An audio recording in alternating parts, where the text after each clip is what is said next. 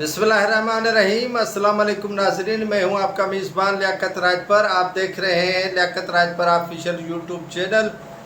नाज़रीन, ईरानी सदर कैसे हमले में शहीद हुए और उनके साथी कैसे कुर्बान हुए, ये पता अभी चल रहा है कि उनका हादसा नहीं हुआ बल्कि उन्हें कत्ल किया गया। ये साजिशें रात से अमेरिका और इजराइल की गठजोड़ सामने उस वक्त आई जब ईरान के सदर इब्राहिम रईसी के हेलीकॉप्टर के साथ हादसा पेश आया। अज़रबैजान के सदर से स्लोवेकिया के वज़ीर आज़म की 3 रोज़ पहले मुलाकात में ये पता लग रहा है कि उन्हें स्लोवेकिया के वज़ीर आज़म को हमले में कत्ल किया गया। ईरानी सदर ने कल अज़रबैजान के सदर से मुलाकात की और चंद ही घंटों बाद उनका हेलीकॉप्टर क्रैश हो जाता है। और आज जो वीडियोस ईरानी मीडिया की जानिब से पेश की गई है या जो उनकी खबर रसाई एजेंसी की तरफ से वीडियोस शामिल की गई हैं, उनमें देखा जा सकता है कि उन पर ड्रोन हमला किया गया है।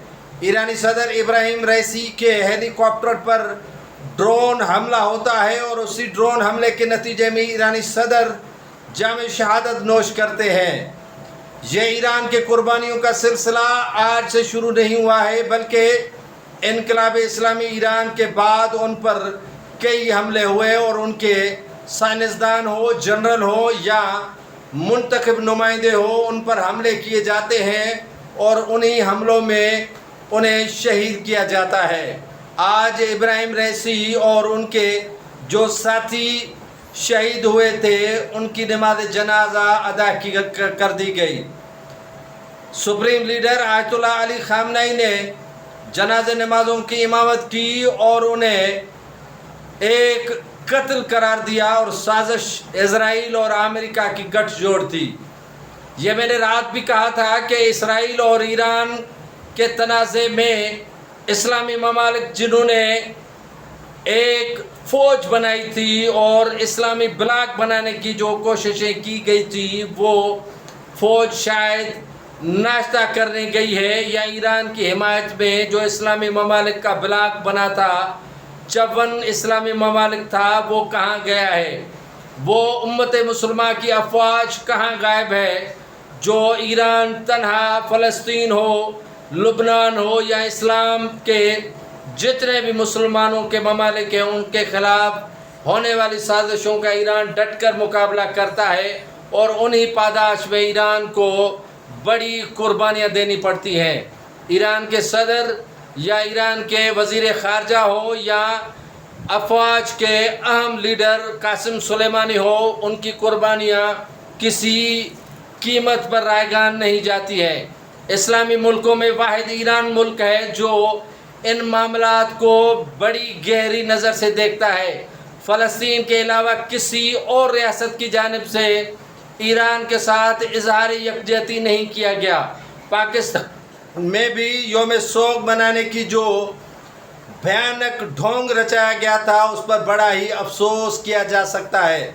होना तो ये चाहिए था कि पाकिस्तान में 3 रोज़ा शोक मनाना चाहिए, क्योंकि ईरान के वो वाहिद सदर हैं जो पाकिस्तान के दौरे पर आए और पाकिस्तान के लिए उन्होंने 10 अरब डॉलर का जो पैकेज दिया या उनसे जो तजारती कारोबार के हवाले से मुआहदे किए वो कभी भी फरामोश नहीं किए जा सकते हैं। पाकिस्तान के हुक्मरानों ने सिवाय मज़म्मत के और कुछ भी नहीं किया। होना तो ये चाहिए था कि पाकिस्तान में आज परचम सरनगू होते और पाकिस्तान में यौम शोक मनाया जाता और अमेरिका इजराइल को पैगाम दिया जाता कि हम ईरान के साथ खड़े हैं। लेकिन अफसोस के साथ कहना पड़ता है कि ऐसा नहीं हुआ। पाकिस्तान के सियासतदानों की ज़ाती रंजशों और झगड़ों की वजह से ईरान के इतने बड़े लीडर के कत्ल पर सिर्फ अफसोस और दुख नाकाफ़ी है। नाज़रीन को बताना चलूँ कि उन पर रात से ये मालूम हो रहा था कि हमला हुआ है और हमला ढका छुपा नहीं है। उन पर अमेरिका और इजराइल के मुत्तफ़िका तौर पर हमले کیے گئے اور ڈرون کے ذریعے ان کے ہیلی کاپٹر کو ٹارگیٹ بنایا گیا۔ ایران وہ واحد ملک ہے جو ہمیشہ لیڈر قربانیاں دیتے آئے ہیں اور قوم ان کے ساتھ سپہ سالار کے طور پر کھڑی ہے، اور آیت اللہ خامنائی کا کہنا ہے کہ اسرائیل اور امریکہ نے مشترکہ طور پر ان کے صدر اور دیگر رہنماؤں کو قتل کیا ہے۔ قتل کی سازش اسرائیل نے کافی دن پہلے بنائی تھی اور آذربائیجان کے ذریعے وہاں سے ڈرون حملہ کیا گیا ایرانی صدر پر۔